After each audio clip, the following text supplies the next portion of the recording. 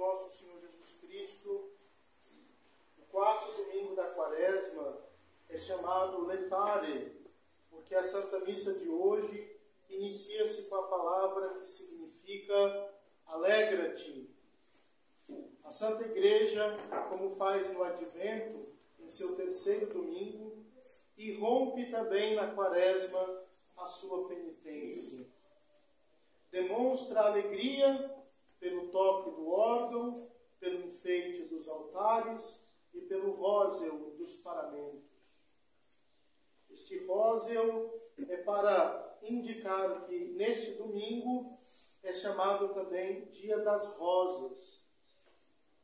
Nele os cristãos se presenteavam mutuamente com rosas. Aliás, toda a missa de hoje respira alegria e júbilo. Por que assim? Porque antigamente faziam os catecúmenos neste dia um juramento solene e eram recebidos no seio da igreja, representada pela igreja da Santa Cruz de Jerusalém, em Roma, onde o Papa celebrava uma missa nesta ocasião. Os catecúmenos, para aqueles que não sabem, são as pessoas que estão a caminho de serem batizadas.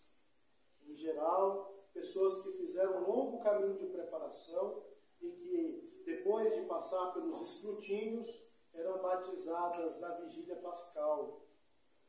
Os escrutínios eram uma votação, como que um conselho, a aprovar ou não a vida daqueles novos cristãos, candidatos à vida cristã.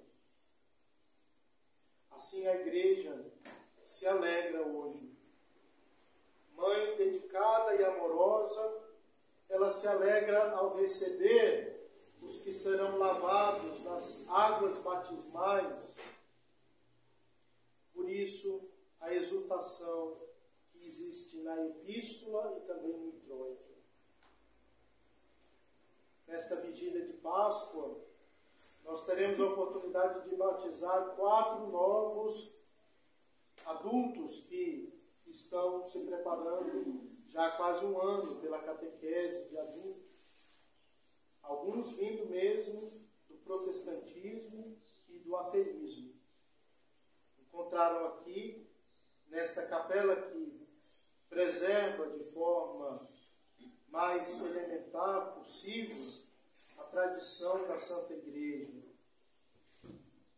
E é claro também que no decorrer da liturgia de hoje, os senhores vão poder acompanhar em seus missais que a Igreja não menos se alegra com o gradual e também a antífona do ofertório e da comunhão. No Evangelho, a maravilhosa multiplicação dos pães, que se repete também na Santa Missa, nos garante a todos nós a glória futura. Louvemos e agradeçamos esta bondade de Deus. Este é o significado, portanto, mais imediato do quarto domingo da Quaresma. Mas vamos contemplar um pouco, em forma de meditação, o Evangelho de hoje. Esse milagre da multiplicação dos pães é figura do milagre eucarístico. São João observa que estava próxima a Páscoa, já no início do Evangelho. Assim, em sua ternura maternal, a Santa Igreja oferece hoje este Evangelho à nossa reflexão para nos preparar para a comunhão pascal, que também não está muito longe. Convinha pôr diante dos olhos dos discípulos uma imagem da Páscoa cristã, a nova e eterna aliança, o novo alimento que seria dado, multiplicado para alimentar nossas almas. Uma Páscoa nova, a Páscoa Páscoa cristã, em que o Cordeiro de Deus imolado seria comido sob as aparências do pão.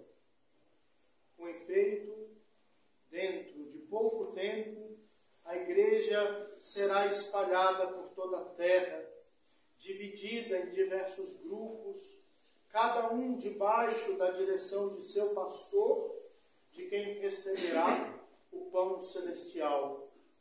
E este alimento é vivificante de uma forma tal que nos garante, na sua recepção, a própria vida eterna.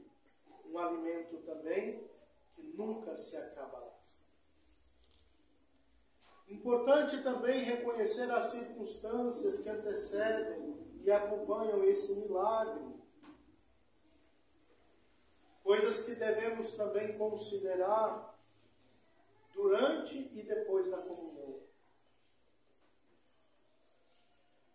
Uma circunstância, por exemplo, é de que o povo, testemunhando a sua fé, seguindo nosso Senhor, vindo procurá-lo de tão longe e com tantas fadigas, nós também devemos testemunhar nosso Senhor, esta boa vontade, esta fé, este amor, esta procura. Quantos dos senhores também, que não moram nas imediações dessa capela, por quererem preservar uma liturgia mais tradicional, mais de acordo com o que a igreja sempre preservou, conseguem trilhar quilômetros. Alguns moram a 110, 120 quilômetros aqui da nossa capela, e vêm todos os domingos com sua família. Outra circunstância também é que o povo encontra nosso Senhor num lugar muito diferente, lá no deserto. E aí recebe os benefícios de nosso Senhor. Igualmente, para receber, aliás, para merecer participar do banquete da Eucaristia, é importante dar à nossa alma um pouco de retiro, afastar por um tempo toda a preocupação temporal, todo o divertimento, distrações humanas. Porque, como aprendemos desde o Antigo Testamento, Deus não está na agitação. Nosso Senhor prepara as multidões para o milagre, instruindo-as e falando-lhes sobre o reino dos céus. O mesmo faz a Santa Igreja. Durante a Quaresma, nossas pregações voltadas a convidar os filhos da Igreja a assistirem mais assiduamente à palavra de nosso Senhor. Também nosso Senhor cura aqueles que têm alguma doença antes de multiplicar os pães, e os cura antes de lhes dar o de comer. Isso também é figura do sacramento da penitência, que deve ordinariamente preceder a Santa Comunhão. Vemos também a obediência e a confiança absoluta deste povo. Sob a ordem de nosso Senhor, todos se assentam sobre a relva, por grupos, e aguardam a sua vez. Aqui há um duplo sentido.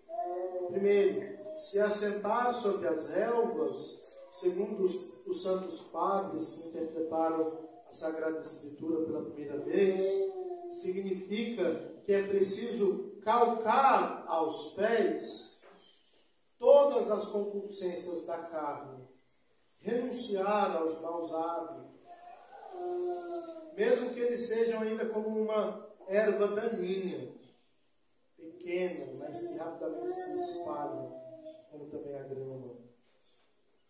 Depois, cada um deve se aproximar da mesa da comunhão segundo a ordem estabelecida, com decoro, modéstia, deve se ajoelhar, colocar as mãos postas e receber na boca a Santa Hóstia.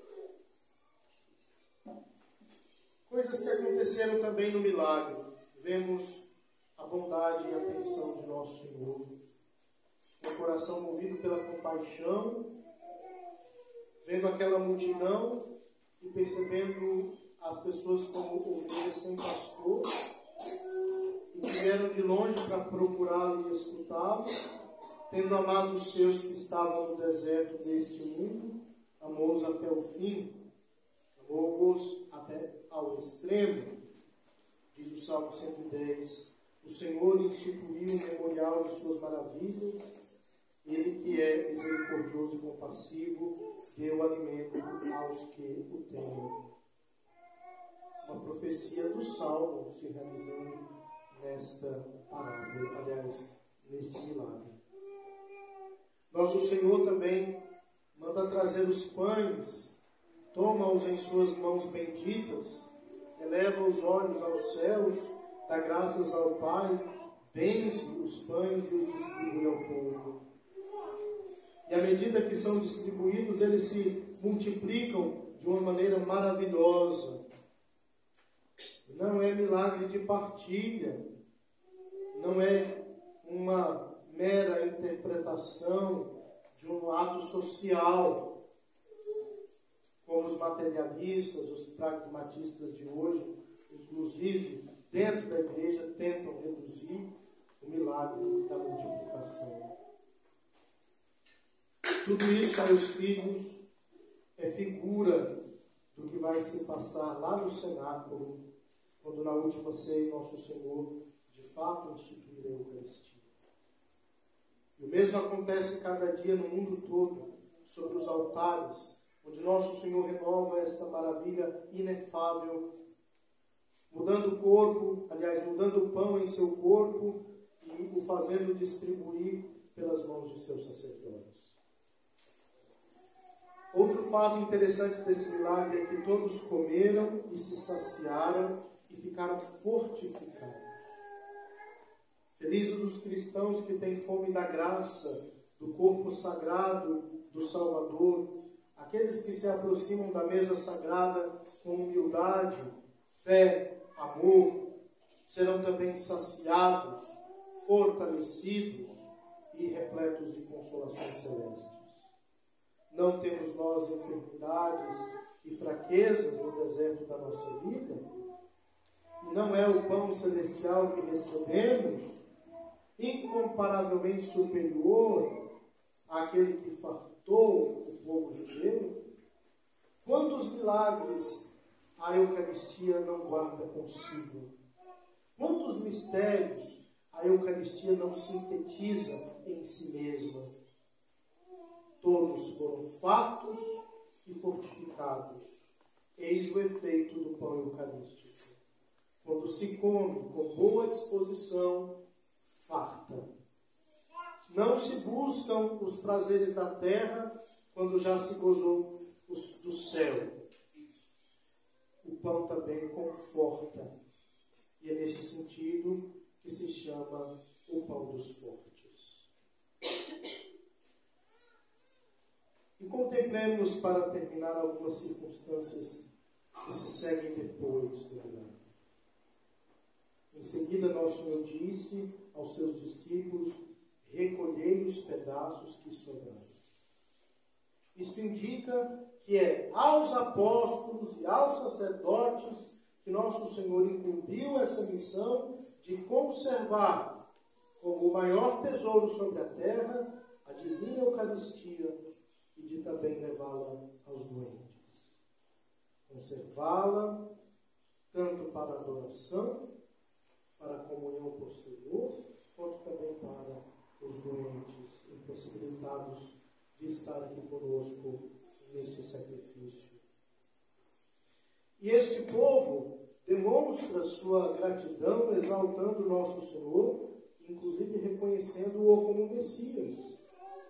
Isso faz-nos pensar como devem ser nossas ações de graças depois da comunhão.